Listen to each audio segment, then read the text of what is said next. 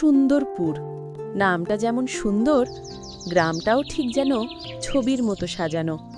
পাখির কলকাকলি আর নদীর কলতানে এখানকার মানুষের ঘুম ভাঙে, কিন্তু এই সৌন্দর্যের আড়ালে লুকিয়ে থাকে হাজারো মানুষের দীর্ঘশ্বাস। গ্রামের একেবারে শীষ প্রান্তে, যেখানে ইছামতি নদী বাঁক নিয়েছে, ঠিক তার পাড় ঘেঁষে দাঁড়িয়ে আছে একটি জরাজীর্ণ মাটির ঘর। ঘরের চালটা রোদে জ্বলে আর বৃষ্টিতে ভিজে কালচে হয়ে গেছে।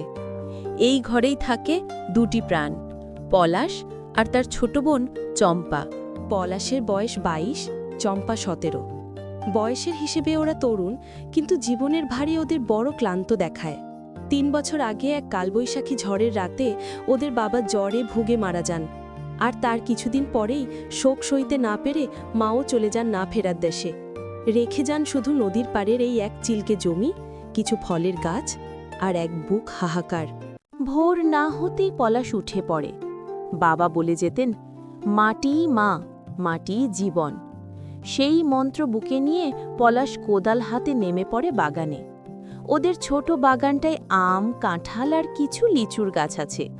ওদিকে চম্পা তখন ঘরের উঠোন ঝাড়ু দেয়, মাটির উনুন ধরানোর চেষ্টা করে। উফ, এই ভেজা কাঠে কিছুতেই আগুন ধরছে না। দাদা, ও দাদা! কি হলো রে চম্পা, অত চেঁচাচ্ছিস কেন? আজও ঘরে চাল নেই। কালকের পান্তা আর একটু নুন আছে, ওটাই খেয়ে মাঠে যাবে, নাকি আমি পাশের বাড়ি থেকে একটু খুদ চেয়ে আনবো? না বোন, কারো কাছে হাত পাতবি না। বাবা বলে গেছেন, না খেয়ে মরবো তবু ভিখারি হব না। ওই পান্তাই দে। আজ বাগানের আমগুলো যা পেকেছে না, মনে হচ্ছে যেন সোনা ফলিয়েছে বাবা। দুপুরের কড়া রোদ, ভাই বোন দামায় বসে সামান্য পান্তা ভাত খাচ্ছে। নুন আর লঙ্কা ছাড়া পাতে আর কিচ্ছু নেই। চম্পা হঠাৎ খাওয়া থামিয়ে দাদার মুখের দিকে তাকায়। দাদা, একটা কথা বলবো? বলো। সামনের সপ্তাহেই তো বাবার মৃত্যুবার্ষিকী। গতবার তো কিছুই করতে পারিনি। এবারও কি বাবা মা একটু জল পাবে না? গ্রামের লোকে তো সাধ্য না করলে নিন্দে করবে। পাগলি আমার, তুই চিন্তা করিস না। এবার বাগানের আমগুলো খুব ভালো হয়েছে, হাটে নিয়ে গিয়ে বেচব। যা দাম পাবো তা দিয়ে ধুমধাম করে না হলেও বামুন ডেকে বাবার শ্রাদ্ধ করব। আর গ্রামের গরিব দুঃখীদের একবেলা খিচুড়ি খাওয়াবো। দেখিস বাবা ওপর থেকে ঠিক আশীর্বাদ করবেন। ভাই বোনেরই ছোট ছোট স্বপ্ন আর ভালোবাসার জোরেই তাদের সংসার টিকেছিল। কিন্তু তারা জানত না, তাদের এই সুখের সংসারে কালো ছায়া ফেলতে ওত পেতে আছে গ্রামের এক শকুন। গ্রামের সবথেকে বড় দালানবাড়িটা গদাধর সাহার। গদাধর শুধু ধনীই নয়, ধূর্ত। তার চোখের নজর যার ওপর পড়ে তার আর রক্ষা নেই। পলাশদের বাড়ির লাগোয়া নদীর পাড়ের ওই জমিটা গদাধরের অনেক দিনের লোভ। সেখানে একটা ইটের ভাটা করতে পারলে নদী দিয়ে সহজেই ইট পাচার করা যাবে, আর ব্যবসায় লাল হয়ে যাবে গদাধর। বিকেল বেলা পলাশ আম গাছ থেকে ঝুড়ি ভরে আম নামাচ্ছে। চম্পা নিচে দাঁড়িয়ে আমগুলো গুছিয়ে রাখছে। হঠাৎ বাড়ির সামনে এসে দাঁড়ালো গদাধর আর তার ২ সাঙ্গপাঙ্গ। কিরে পলাশ, খুব তো আম ফলিয়েছিস দেখছি। বাহ বাহ। কাকাবাবু, আপনি আসুন আসুন, এই ভাঙা মরাটায় বসুন। চম্পা, কাকাবাবুর জন্য এক গ্লাস জল আন। আরে থাক থাক, জল খাওয়ার সময় নেই, কাজের কথায় আসি। তা বাবা তো চলে গেল ৩ বছর হলো, দেনাটা শোধ দিবি কবে? দেনা? কিসের দেনা কাকাবাবু? বাবা তো মরার আগে সব শোধ করে দিয়ে গিয়েছিলেন। আমাদের তো কোনো ধার বাকি নেই। তুই তো বাচ্চা ছেলে, সব কি আর জানিস? তোর বাবা মরার ঠিক ২ দিন আগে আমার কাছে এসেছিল, নিজের চিকিৎসার জন্য ৫০,০০০ টাকা নিয়েছিল। এই দেখ তোর বাবার টিপসই, সুদে আসলে এখন সেটা ১,০০,০০০ হয়েছে।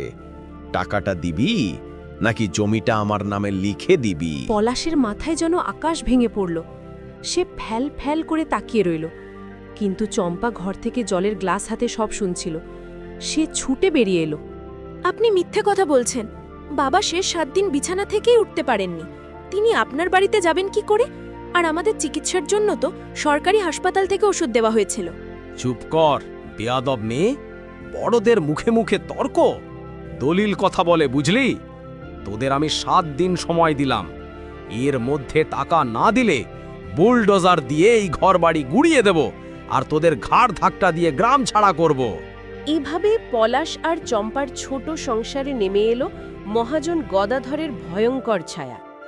একদিকে অনাথ দুই ভাই বোনের বেঁচে থাকার লড়াই, আর অন্যদিকে গদাধরের লোভ ও অত্যাচার। কোন পথে এগোবে তাদের ভাগ্য? গদাধর চলে গেল, কিন্তু রেখে গেল এক গভীর আতঙ্ক। পলাশ আর চম্পা উঠোনে বসে। পলাশ জানে পঞ্চায়েত প্রধানও গদাধরের পকেটের লোক। বিচার চেয়ে কোনো লাভ নেই। তবুও বাঁচার শেষ চেষ্টা হিসেবে পলাশ ঠিক করল আম বিক্রি করেই যা টাকা পায় তা দিয়ে অন্তত সুদের কিছু অংশ শোধ করার চেষ্টা করবে। পরদিন সকাল, হাটের দিন। পলাশ বড় এক ঝুড়ি পাকা আম মাথায় নিয়ে হাটে পৌঁছালো।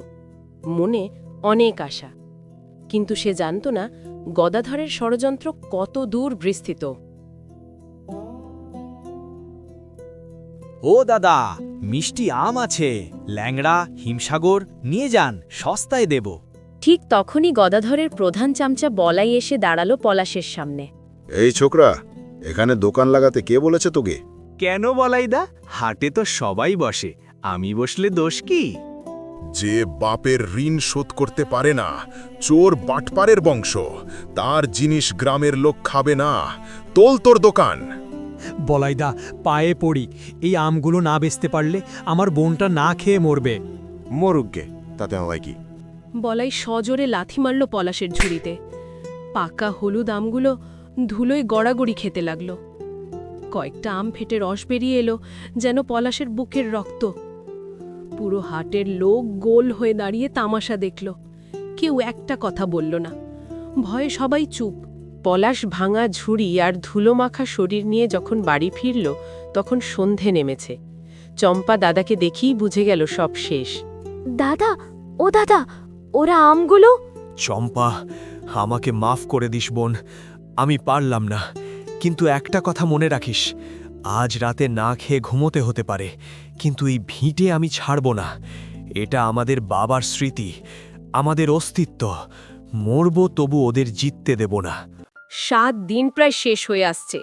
গদাধর দেখল পলাশ সহজেই জমি ছাড়বে না, তাই সে নতুন চাল চালল। সে গ্রামে রটিয়ে দিল যে পলাশদের ওই জমিতে অশুভ ছায়া আছে, অপদেবতার বাস, তাই নাকি গ্রামে এত অসুখ বিসুখ হচ্ছে। জমিটা তার হাতে দিলে সে সেখানে মন্দির বানিয়ে গ্রাম রক্ষা করবে। গ্রামের অশিক্ষিত মানুষ ভয়ে গদাধরের কথাই সায় দিল। আজ পঞ্চায়েত বসেছে গ্রামের বড় বটতলায়। পলাশ আর চম্পাকে আসামির মতো দাঁড় করিয়ে রাখা হয়েছে। পলাশ, গ্রামের মঙ্গলের জন্যই তোকে জমিটা ছেড়ে দিতে হবে। গদাধর বাবু যখন দয়া করে ঋণের বদলে জমিটা নিচ্ছেন, তোর তো খুশি হওয়া উচিত। প্রধান কাকা, আমার বাবার কোনো ঋণ ছিল না, ওই টিপসইটা জাল, আপনারা বিশ্বাস করুন। চুপ কর হে, গদাধর বাবু কি মিথ্যে বলবেন? উনি গ্রামের মান্যগণ্য লোক। যখন সবাই পলাশকে চেপে ধরেছে দলিলের সই করার জন্য, ঠিক তখনই ভিড় চিড়ে এগিয়ে এলেন একজন। গ্রামের নতুন হাইস্কুলের মাস্টারমশাই অসীমবাবু। মানুষটা সৎ, সাহসী এবং অন্যায়ের প্রতিবাদী। একটু থামুন সবাই, সই তো হবেই, কিন্তু তার আগে আমি ওই ঋণের কাগজটা একবার দেখতে চাই। মাস্টারমশাই, আপনি এসবের মধ্যে কেন আসছেন? এ তো সোজা হিসেব। হিসেব যখন সোজাই, তখন দেখাতে ভয় কিসের গদাধর বাবু? নাকি ডালে কিছু কালো আছে? গ্রামের লোকের চাপে গদাধর অনিচ্ছা সত্ত্বেও পুরনো লাল খাতা আর সেই স্ট্যাম্প পেপারের দলিলটা অসীমবাবুর হাতে দিল।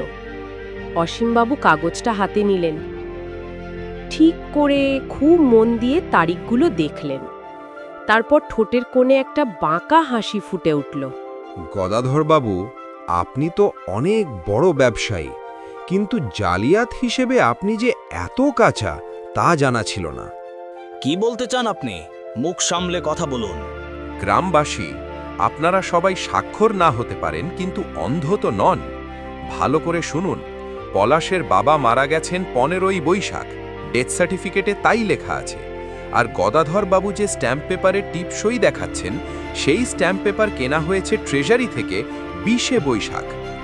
একজন মানুষ মারা যাবার 5 দিন পর কিভাবে বাজার থেকে স্ট্যাম্প পেপার কিনে এনে তাতে টিপসই দেয়?